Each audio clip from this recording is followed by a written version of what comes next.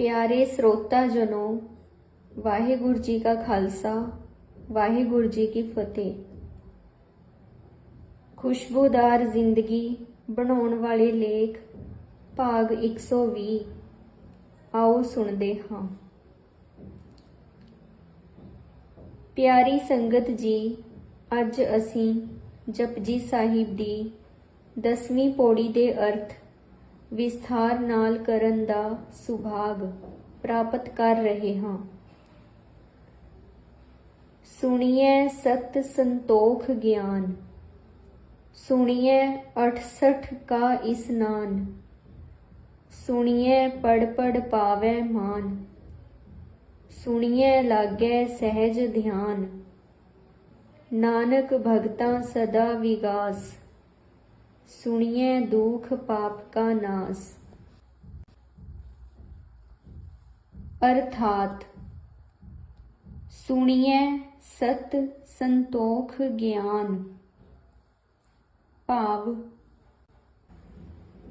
गुरु नानक साहिब जी निगियां ਅਤੇ ਗਿਆਨ ਭਰਪੂਰ ਈਸ਼ਵਰ ਬਾਰੇ ਜਾਣਕਾਰੀਆਂ, ਈਸ਼ਵਰ ਦੀ ਮਹਾਨਤਾ ਬਾਰੇ ਵਿਖਿਆਨ ਕਰਦੇ ਹੋਏ ਕਹਿੰਦੇ ਹਨ ਕਿ ਈਸ਼ਵਰ ਦੇ ਨਾਮ ਨੂੰ, ਈਸ਼ਵਰ ਦੀ ਮਹਾਨਤਾ ਨੂੰ, ਈਸ਼ਵਰ ਦੀਆਂ ਵਡਿਆਈਆਂ ਨੂੰ, ਈਸ਼ਵਰ ਦੇ ਸਦਗੁਣਾਂ ਨੂੰ ਸਮਝਣ ਨਾਲ, ਵਾਰ-ਵਾਰ ਸੁਣਨ ਨਾਲ, ਜਾਂ ਇਹ ਕਹੀਏ ਧਿਆਨ ਭਰਪੂਰ ਹੋ ਕੇ ਅੰਤਰ ਆਤਮੇ ਨਾਲ ਪ੍ਰਭੂ ਦੇ ਗੁਣ ਆਪਣੇ ਮਨ ਵਿੱਚ ਸੁਣਦੇ ਰਹੀਏ ਤੇ ਦਰਸਾਉਂਦੇ ਰਹੀਏ ਤਾਂ ਮਨ ਵਿੱਚ ਸੱਚ ਆ ਜਾਵੇਗਾ।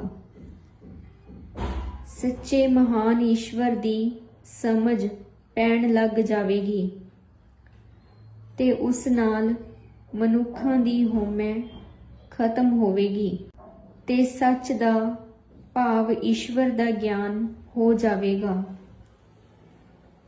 ਮਨੁੱਖੀ ਸੁਭਾਅ ਵਿੱਚ ਸੰਤੋਖ ਵੀ ਆ ਜਾਵੇਗਾ ਤੇ ਗਿਆਨ ਦਾ ਬਹੁਤ ਹੀ ਵਾਧਾ ਹੋ ਜਾਵੇਗਾ, ਕਿਉਂਕਿ ਅਸੀਂ ਈਸ਼ਵਰ ਦੇ ਗੁਣਾਂ ਨੂੰ ਵਿਚਾਰਾਂਗੇ ਤੇ ਵਿਚਾਰਦੇ ਸਾਡੀ ਮਨ ਦੀ ਅਵਸਥਾ ਇਤਨੀ ਉੱਚੀ ਹੋ ਜਾਵੇਗੀ ਕਿ ਅਸੀਂ ਉਸ ਨੂੰ ਸਮਝਣ ਲੱਗ ਪਵਾਂਗੇ।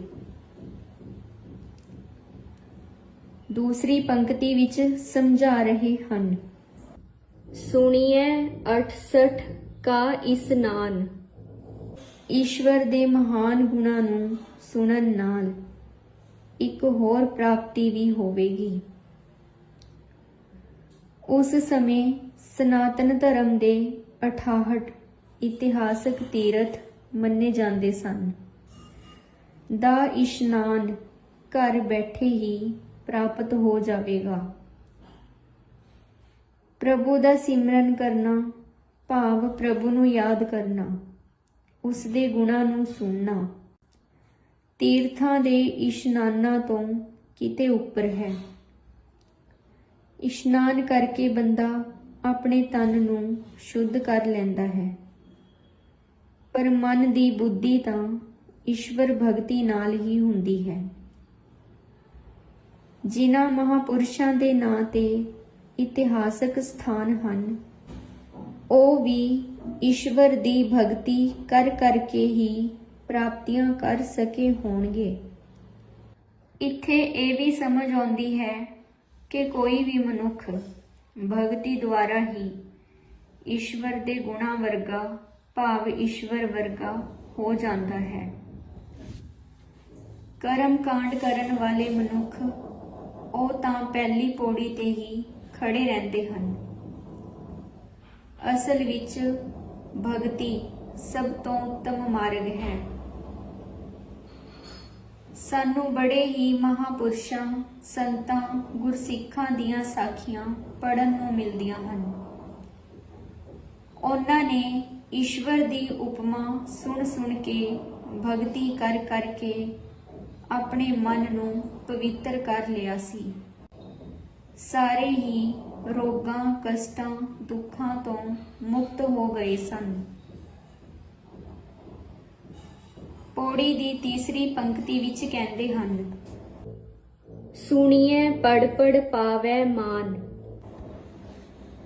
ਜਿਨ੍ਹਾਂ ਮਨੁੱਖਾਂ ਨੇ ਈਸ਼ਵਰ ਦੀ ਉਸਤਤੀ ਨੂੰ ਸੁਣਿਆ, ਵਿਚਾਰਿਆ, ਪੜ੍ਹਿਆ ਤੇ ਆਪਣੇ ਜੀਵਨ ਵਿੱਚ ਉਸ ਨੂੰ ਢਾਲ ਲਿਆ, ਉਹਨਾਂ ਮਨੁੱਖਾਂ ਦਾ ਆਚਰਣ ਉੱਚਾ ਹੋ ਗਿਆ, ਉਹਨਾਂ ਦਾ ਗਿਆਨ ਵੀ ਉੱਚਾ ਸੁੱਚਾ ਹੋ ਗਿਆ ਤੇ ਸਮਾਜ ਵਿੱਚ ਉਹਨਾਂ ਨੂੰ ਮਾਣ ਮਿਲਿਆ ਤੇ ਪ੍ਰਭੂ ਦਰ ਤੇ ਵੀ ਉਹ ਸਤਿਕਾਰੇ ਗਏ। ਅਗਲੀ ਪੰਕਤੀ ਵਿੱਚ ਫਿਰ ਕਹਿੰਦੇ ਹਨ, ਸੁਣੀਐ ਲਾਗੈ ਸਹਿਜ ਧਿਆਨ। ਸੁਣਨ ਦੇ ਨਾਲ, ਵਿਚਾਰਨ ਦੇ ਨਾਲ, ਈਸ਼ਵਰ ਦੇ ਨਾਲ ਜੁੜਨ ਕਰਕੇ ਸਹਿਜ ਅਵਸਥਾ ਭਾਵ ਆਨੰਦ ਅਵਸਥਾ ਜੋ ਈਸ਼ਵਰ ਦੀ ਹੈ, ਮਨੁੱਖ ਨੂੰ ਵੀ ਪ੍ਰਾਪਤ ਹੋ ਜਾਂਦੀ ਹੈ।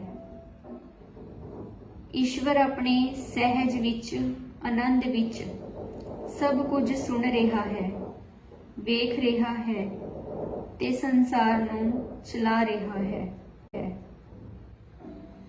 ਜਦੋਂ ਮਨੁੱਖ ਦੀ ਸਹਿਜ ਅਵਸਥਾ ਬਣ ਜਾਂਦੀ ਹੈ ਤਾਂ ਮਨੁੱਖ ਦਾ ਧਿਆਨ ਵੀ ਸੱਚ ਪ੍ਰਭੂ ਨਾਲ ਲੱਗਾ ਰਹਿੰਦਾ ਹੈ। ਗੁਰੂ ਜੀ ਸਾਨੂੰ ਚਾਰਾਂ ਪੰਕਤੀਆਂ ਦਾ ਨਿਚੋੜ ਇਹ ਦੱਸ ਰਹੇ ਹਨ, ਨਾਨਕ ਭਗਤਾਂ ਸਦਾ ਵਿਗਾਸ, ਕਿ ਪ੍ਰਭੂ ਦੀ ਉਸਤਤੀ ਨੂੰ, ਪ੍ਰਭੂ ਦੀ ਵਡਿਆਈ ਨੂੰ ਸੁਣ ਸੁਣ ਕੇ ਤੁਸੀਂ ਈਸ਼ਵਰ ਦੇ ਭਗਤ ਕਹਿਲਾਓਗੇ ਤੇ ਤੁਹਾਨੂੰ ਸਦਾ ਹੀ ਆਨੰਦ ਖੇੜਾ ਬਣਿਆ ਰਹੇਗਾ। ਜ਼ਿੰਦਗੀ ਵਿੱਚ ਸਾਰੇ ਕਾਰਜ ਕਰਦੇ ਹੋਏ ਆਨੰਦ ਅਵਸਥਾ ਵਿੱਚ ਬਣੇ ਰਹੋਗੇ ਤੇ ਸੁੱਤੇ ਸਿੱਧ ਤੁਹਾਡੇ ਸਹਿਜੇ ਹੀ ਸਾਰੇ ਕਾਰਜ ਹੁੰਦੇ ਰਹਿਣਗੇ। ਅਖੀਰਲੀ ਪੰਕਤੀ ਵਿੱਚ ਕਹਿੰਦੇ ਹਨ, ਸੁਣੀਐ ਦੁਖ ਪਾਪ ਕਾ ਨਾਸ। ਪ੍ਰਭੂ ਦੇ ਸਦਗੁਣਾਂ ਨੂੰ ਬਾਰੰਬਾਰ ਸੁਣਨ ਨਾਲ ਜਿਹੜੇ ਸਾਡੇ ਮਨੁੱਖਾਂ ਦੇ ਕੀਤੇ ਹੋਏ ਪਾਪ ਕਰਮ ਇਸ ਉਮਰ ਵਿੱਚ ਜਾਂ ਪਿਤਾ ਪੁਰਖੀ ਸੰਸਕਾਰਾਂ ਰਾਹੀਂ ਅਸੀਂ ਦੁੱਖ ਪਾਪ ਲੈ ਕੇ ਆਏ ਹਾਂ, ਸਾਰੇ ਹੀ ਨਸ਼ਟ ਹੋ ਜਾਂਦੇ ਹਨ ਤੇ ਪਰਮ ਆਨੰਦ ਅਵਸਥਾ ਦੀ ਪ੍ਰਾਪਤੀ ਹੋ ਜਾਂਦੀ ਹੈ। ਵਿਆਖਿਆਕਾਰ ਦੇਵਿੰਦਰਜੀਤ ਸਿੰਘ। ਪਿਆਰੇ ਸਰੋਤਾ ਜਨੋ, ਨਿਰੋਲ ਸੱਚ ਦਾ ਗਿਆਨ ਟੀਵੀ ਚੈਨਲ ਜੋ ਸੱਚ ਦੇ ਪ੍ਰਚਾਰ ਲਈ ਹੈ, ਇਸ ਨੂੰ ਰੋਜ਼ਾਨਾ ਸੁਣੋ ਜੀ। ਆਪਣੇ ਮਿੱਤਰਾਂ, ਰਿਸ਼ਤੇਦਾਰਾਂ ਅਤੇ ਜਾਣਕਾਰਾਂ ਵਿੱਚ ਇਸ ਚੈਨਲ ਨੂੰ ਵੱਧ ਤੋਂ ਵੱਧ ਸ਼ੇਅਰ ਕਰੋ ਜੀ ਤੇ ਸਬਸਕ੍ਰਾਈਬ ਵੀ ਕਰੋ ਜੀ। ਸੱਚ ਦਾ ਗਿਆਨ ਵੰਡਣਾ ਪਰ ਉਪਕਾਰ ਹੈ। ਵਾਹਿਗੁਰੂ ਜੀ ਕਾ ਖਾਲਸਾ, ਵਾਹਿਗੁਰੂ ਜੀ ਕੀ ਫਤਿਹ।